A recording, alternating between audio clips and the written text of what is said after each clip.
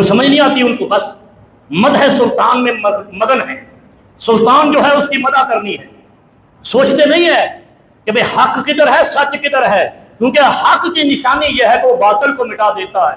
اور آپ کے نظام کے ذمہ دار خود کہہ رہے ہیں، کولیپس کر گئے، گویا میں یہ کہوں تو یہ بالکل مبالغہ نہیں ہے کہ عمران کے ساتھ اس دور میں حق ہے اور اس کے مخالف کے ساتھ باطل ہے۔ انشاءاللہ یہ کولیپس کریں گے اور حق غالب آئے گا۔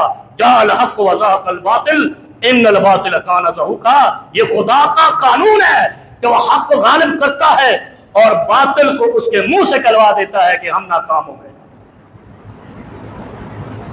عمران کو ولی اللہ نہیں ہے، اصول ہوتے ہیں۔